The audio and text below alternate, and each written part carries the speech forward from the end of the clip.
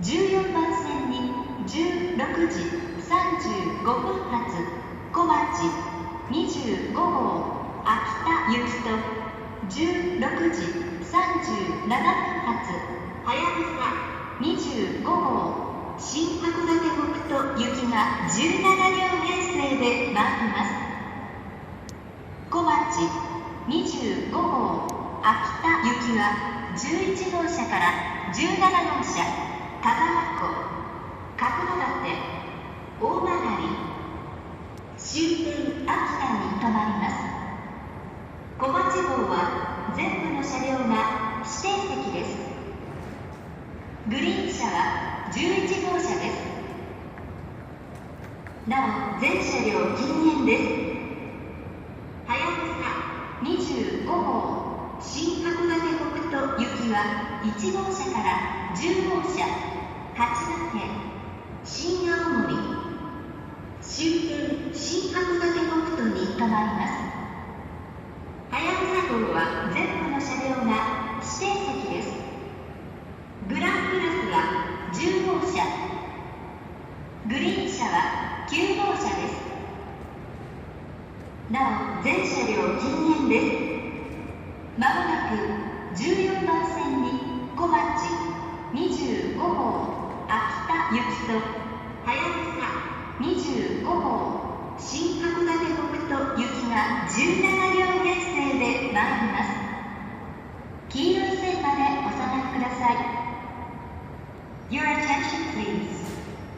The Komachi 25 for Akita and the Hayabusa 25 for Shin-函館Hokuto will soon arrive at track 14. For your safety, please stand behind the yellow line. Thank you. 14番線ご注意ください。まもなく16時35分発小町25号秋田行きと16時37分発はやぶさ25号新函館北斗行きが17両編成で到着をいたします。到着をいたしますと当駅より秋田方面と新函館方面に分かれて運転をいたします。黄色い点字ブロックの内側でお待ちください。14番線ご注意ください。小町25号とはやぶさ25号が到着しております。黄色い点字ブロック内側でお待ちください。